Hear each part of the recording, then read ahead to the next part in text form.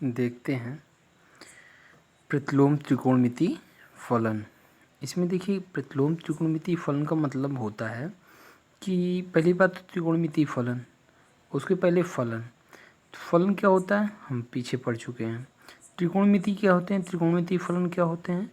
त्रिकोणमिति मतलब sine cos tan cot sec cosec, ये त्रिकोणमिति होते हैं, त्रिकोणमिति फलन। ठीक है ना, फलन तो नहीं कह सकते लेकिन ये त्रिकोणमिति होते हैं। ठीक है, अब उनका प्रतिलोम त्रिकोणमिति फलन हमको निकालना है, तो उसके लिए हम क्या करेंगे। देखिए क्या होता है, किसी फलन एफ का प्रतिलोम फलन एफ इनवर्स तभी हो सकता है जब फलन एफ एकैकी आच्छादक हो।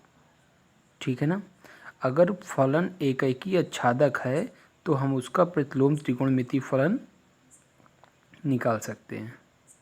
देखिए जैसे मान लीजिए कि कोई दो सेट है और यहाँ पे 1 का 4 से है रिलेशन, 2 का 5 से है और 3 का 6 से है।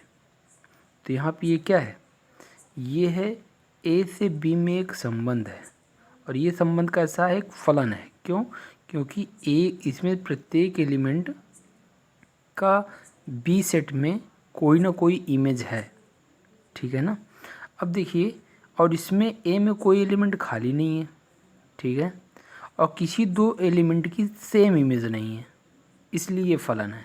ठीक है ना, f such that A to B से में एक फलन है।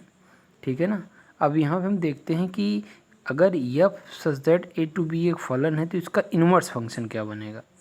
तो हम जो कोडोमेन होता है उसको हम डोमेन मान लेते हैं और जो डोमेन होता है उसको हम कोडोमेन मान लेते हैं। अगर ऐसा करते हैं तो वो फंक्शन जो होता है वो इन्वर्स फंक्शन बन जाता है। ठीक है ना, अब देखिए ये पूरा कोडोमेन यहाँ पे डोमेन में लिख लिया और ये जो आपका डोमेन है इसको कोडोमेन में लिख लिया। ठीक है ना, अब देखिए 4 का 1 से रिलेशन था वो दिखा दिए, 5 का 2 से, 6 का 3 से था। ठीक है ना, अब देखिए इसमें अब भी ये फलन है क्योंकि सेट बी के सारे एलिमेंट का सेट ए में कोई ना कोई रिलेशन है, कोई ना कोई इमेज है, कोई एलिमेंट इस सेट बी में नहीं खाली है और किन्हीं दो डोमेन के किन्हीं दो एलिमेंटों का इस कोडोमेन में केवल एक से संबंध नहीं है। इस वजह से ये क्या है, फलन है। और ये फलन कैसा है, ये प्रतिलोम फलन है। ठीक है ना, अब देखिए F inverse such that B tends to A, मतलब बी से ए पर एक प्रतिलोम संबंध हो गया, इसे हम क्या बोलेंगे, प्रतिलोम फलन बी टू ए। ठीक है ना, अब देखिए केवल एकैकी आच्छादक फलन ही प्रतिलोम फलन क्यों हो सकता है, अभी तो यहाँ पे हम समझ लिए। अब हम दूसरा देखते हैं। देखिए फलन क्या होता है, दो प्रकार के होते हैं, एक होता है एकैकी फलन और दूसरा होता है बहुएकैकी फलन। ठीक है ना, एकैकी में दो आते हैं, एकैकी आच्छादक, एकैकी अंताक्षेपी। बहुएकैकी में बहुएकैकी आच्छादक, बहुएकैकी अंताक्षेपी। ठीक है ना, अब देखते हैं हम एकैकी अंताक्षेपी में अगर हम देखते हैं क्या इसका इन्वर्स कर सकते हैं। देखिए 1 का 5 से है, 2 का 3 से है, 3 का 4 से है, एकैकी तो है ये। क्यों है, क्योंकि डोमेन के प्रत्येक एलिमेंट का कहीं ना कहीं इमेज बन रही है बी सेट बी से, इसलिए तो ये एकैकी हो गया। लेकिन यहाँ पे देखिए जो कोडोमेन है उसमें का एक एलिमेंट छूट रहा है। अब अगर इसका इन्वर्स फंक्शन बनाएंगे तो कैसे बनेगा, ये यहाँ पे आ जाएगा और ये यहाँ पे चला जाएगा। 5 का 1 से रिलेशन, 3 का 2 से, 4 का 3 से, लेकिन डोमेन में 7 है, ये जो 7 है एक एलिमेंट छूट गया, इसका किसी से रिलेशन नहीं है। अगर डोमेन में किसी कोई भी एक एलिमेंट या एक से अधिक एलिमेंट छूट रहा है तो ये समझ लीजिए वो फंक्शन ही नहीं है। जब ये फंक्शन नहीं है तो इन्वर्स फंक्शन बन ही नहीं सकता है। ठीक है ना, और ये आपका एकैकी अंताक्षेपी हो सकता है क्योंकि ये फंक्शन यहाँ पे, लेकिन ये नहीं हो सकता है, ये फंक्शन ही नहीं है क्योंकि डोमेन का एलिमेंट छूट चुका है एक, और छूट गया तो ये आपका क्या कहते हैं, हो ही नहीं सकता कि ये आपका प्रतिलोम फलन बने या फलन बने, फलन भी नहीं हो सकता। अब अगर हम बहुएकैकी की बात करें तो बहुएकैकी में क्या होता है, कोई दो जो डोमेन के दो एलिमेंटों का और कोडोमेन के एक ही एलिमेंट से संबंध हो तो ये बहुएकैकी होता है। लेकिन जब इसका हम इन्वर्स बनाएंगे तो देखिए अब ये पलटा तो कितना है, 4 से केवल डोमेन के एक एलिमेंट से कोडोमेन के 2 एलिमेंट ये शो कर रहा है, 4 की एक भी इमेज है और 4 की 2 भी इमेज है, तब तो ये फलन ही नहीं हो सकता है। तो इससे ये सिद्ध हुआ कि अगर फलन क्या कहते हैं 1 1 ऑन 2 है, एक आच्छादक है, तभी उसका इन्वर्स पॉसिबल है। और अगर 1 1 ऑन 2 है और इसका जब इन्वर्स हम करेंगे फिर भी वो फंक्शन ही बनेगा और 1 1 ऑन 2 ही रहेगा। ठीक है ना, देखिए इसका इन्वर्स किया गया फिर भी यही आया, और ये फंक्शन भी है और एक का रिलेशन भी है। तो एक ही आच्छादक फलन का हम क्या कर सकते हैं, इन्वर्स करेंगे तो भी एक फलन रहेगा और वो क्या हो जाएगा, इन्वर्स फंक्शन हो जाएगा। अब हम देखते हैं कि जो त्रिकोणमितीय फलन है क्या है, sine x, cos x, tan x, cot x, sec x, cosec x, ये सब आपके क्या है, ट्रिग्नोमेट्रिकल फंक्शन होते हैं। ठीक है ना। अब देखिए माना एफ एक्स बराबर साइन एक्स का प्रांत क्या होता है, रियल नंबर। क्यों, क्योंकि साइन एक्स, एक्स के स्थान पे हम कोई भी रियल नंबर पुट कर सकते हैं। ठीक है ना। तथा इसका परिसर क्या होता है, -1 और 1, ये दोनों हो सकता है तो इनके बीच में। ठीक है ना। बाई ग्राफ समझते हैं कि इन्वर्स फंक्शन कैसे होगा। अब यहाँ पे देखिए ये आपका साइन एक्स का ग्राफ है। ठीक है ना। अब देखिए यहाँ पे एफ एक्स बराबर साइन एक्स एक ही आच्छादक तभी हो सकता है जब प्रांत -π/2 से π/2 हो।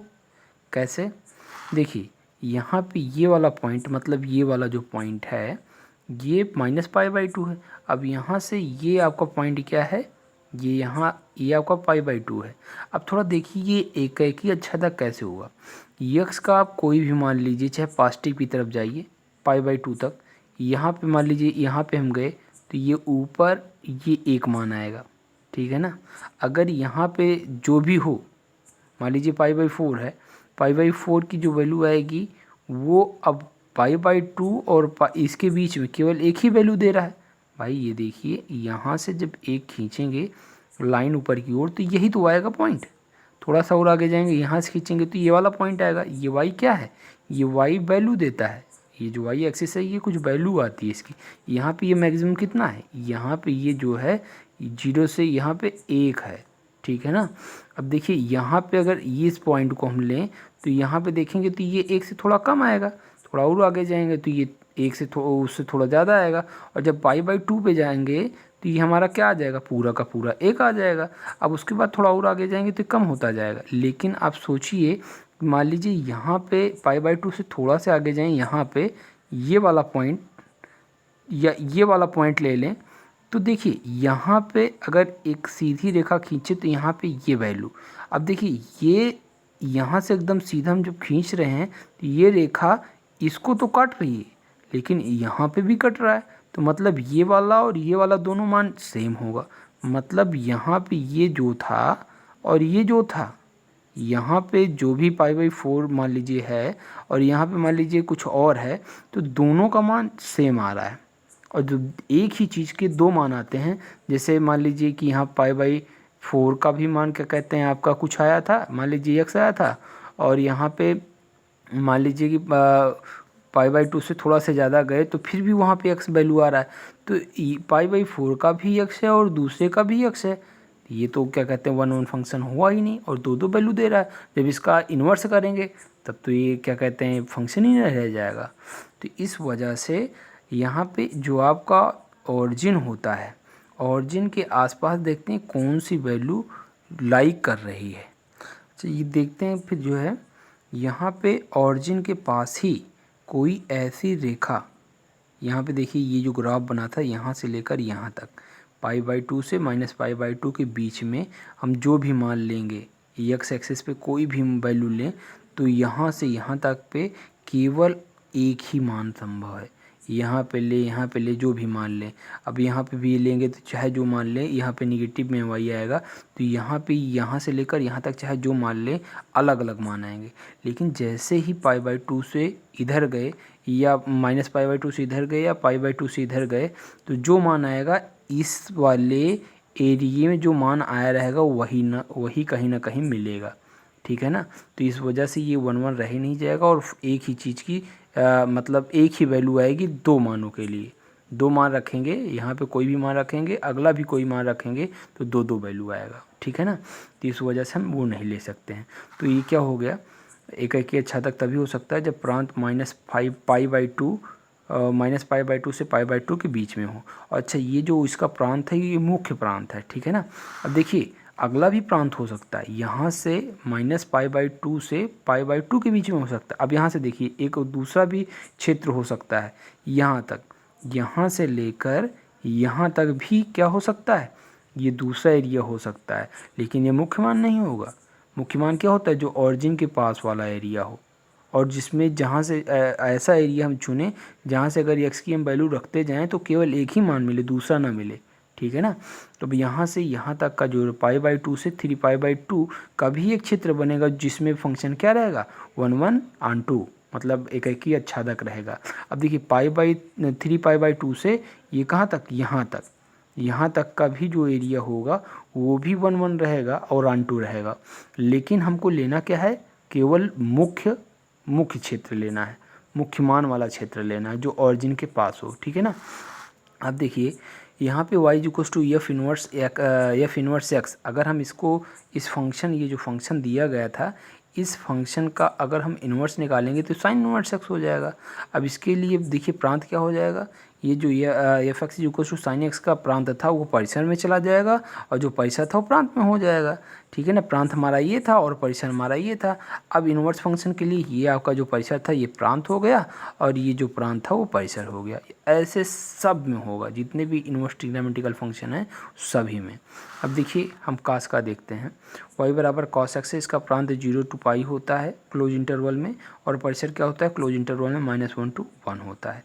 अब यहाँ पे देखिए, यहाँ पे और यहाँ तक ऑरिजिन के पास में देखिए, यहाँ ये सबसे मैक्सिमम वैल्यू है और ये सबसे निम्न वैल्यू, सबसे कम वैल्यू। तो मतलब ये एक ऐसा एरिया है जिसके अंदर सारी वैल्यू आएंगी, क्योंकि सब, अब यहाँ पे देखिए यहाँ से लेकर यहाँ तक जितनी भी क्या कहते हैं वैल्यू आएंगी, सबसे मैक्सिमम यहाँ पे है और सबसे मिनिमम यहाँ पे, तो इसके बीच में सारी वैल्यू लाई करेंगी। तो ये ऑरिजिन के से स्टार्ट भी हुआ है, तो ये आपका क्या हो गया, यहाँ से यहाँ तक ये आपका मुख्य क्षेत्र हो गया, या आप ये भी कह सकते हैं कि मुख्य मान अंतराल परिसर, ठीक है ना। अब देखिए अगर इसका इन्वर्स करेंगे तो y = cos इन्वर्स क्या हो जाएगा, ये परिसर प्रांत में चला जाएगा और प्रांत जो है परिसर में आ जाएगा। अब देखते हैं tan का, y = tan x क्या होता है, प्रांत -π क्लोज इंटरवल में -π/2 से π/2 के बीच में होता है। अच्छा, ये क्लोज इंटरवल नहीं ओपन इंटरवल में होता है, ठीक है ना, क्योंकि π/2 पे ये इनफाइनाइट वैल्यू देगा और इनफाइनाइट कभी भी लाई नहीं करता है, ठीक है ना। इनफाइनाइट क्या होता है, अपरिभाषित, ठीक है। अब देखिए ये इसका परिसर क्या हो जाएगा, पूरा का पूरा रियल नंबर। अच्छा, अब यहाँ पे ऑरिजिन के पास क्या है, ऑरिजिन के पास मैक्सिमम और मिनिमम वैल्यू, ये आपका देखिए इसका ग्राफ कैसे बनता है, ऑरिजिन से जाता है, ठीक है ना, ये, और ये आपका -π/2 और ये π/2, लेकिन कभी भी इस लाइन पे जाएगा नहीं, क्योंकि -π/2 और π/2 पे इनफाइनाइट देगा और इनफाइनाइट हमें पता नहीं है, तो इसलिए यहाँ पे ये ओपन इंटरवल में लिखा गया और ये परिसर आपका क्या है, पूरा का पूरा रियल नंबर। तो इन्वर्स फंक्शन क्या हो जाएगा, इसको पलट देंगे तो क्या हो जाएगा, प्रांत आपका पूरा का पूरा, प्रांत परिसर में चला जाएगा और परिसर प्रांत में चला जाएगा। तो ये आपका परिसर हो गया और ये आपका प्रांत हो गया। अब देखते हैं हम काट के लिए, तो y = cot x क्या होता है, मुख्य प्रांत क्या होता है, 0 से π, ठीक है ना, क्योंकि 0 से π के बीच में मैक्सिमम, हाईएस्ट मैक्सिमम और हाईएस्ट मिनिमम वैल्यू मिल जाती है हमको। तो यहाँ पे देखिए, अच्छा ये भी हो सकता था 0 से -π भी ले सकते थे, क्योंकि ये भी ऑरिजिन के पास है, लेकिन हमको केवल पॉजिटिव वाला देखना है। अगर पॉजिटिव वाला मिल रहा है तो पॉजिटिव का लेना है, ठीक है ना, निगेटिव का नहीं लेना है। तो यहाँ पे मुख्य प्रांत क्या हो जाएगा, 0 से π, वो भी किस में, ओपन इंटरवल में। क्यों, क्योंकि 0 और π तो ले ही नहीं सकते, क्योंकि 0 पे ये इनफाइनाइट देगा और π पे भी ये इनफाइनाइट देगा, इस वजह से 0 π नहीं होगा। बाकी सारे मान रख सकते हैं और सारी वैल्यू क्या आएगी, इसकी परिसर क्या आएगा, रेंज, पूरा का पूरा रियल नंबर, पूरा मैक्सिमम और पूरा मिनिमम आएगा, ठीक है ना। अच्छा, इसका जब इन्वर्स देखेंगे तो क्या आएगा, y = cot इन्वर्स x, तो ये आपका मुख्य प्रांत आएगा r, क्योंकि वो उसका परिसर r था तो यहाँ पे प्रांत r हो गया। उसका मुख्य प्रांत 0 से π था तो इसका परिसर 0 to π आ गया ओपन इंटरवल में, ठीक है ना। अब देखिए सेक का देखते हैं, सेक क्या होता है, y = sec, मुख्य प्रांत क्या होता है 0 से π, लेकिन यहाँ पे पाई बाई 2 नहीं होता है। पाई बाई 2 क्यों नहीं होता? क्योंकि जब वो इससे को कहते हैं 1/cos पाई बाई 2 करेंगे तो इनफाइनाइट हो जाएगा, इसलिए इसको हम नहीं ले सकते हैं। परिसर क्या होता है, पूरा का पूरा रियल नंबर तो होगा लेकिन ओपन इंटरवल में -1 to 1 नहीं होगा। मतलब -1 होगा और 1 भी होगा लेकिन इसके बीच की कोई वैल्यू नहीं होगी, 0 भी नहीं होगा। ठीक है ना। अब देखिए यहाँ पे हम देखते हैं इसका फिगर। इसके फिगर में क्या है, यहाँ पे ये फिगर बना है। ठीक है ना। अब इसकी मैक्सिमम वैल्यू और मिनिमम वैल्यू हम कैसे बताएंगे? अब देखिए यहाँ पे 0 से पाई हमने क्यों लिया था, यहाँ पे -π/2 और यहाँ पे पाई +π/2 यहाँ पे ले सकते थे। यहाँ पे इसलिए 0 से -π/2 to π/2 इसलिए नहीं लिया गया क्योंकि ये मैक्सिमम वैल्यू तो है लेकिन मिनिमम नहीं है, तो मिनिमम भी चाहिए हमको।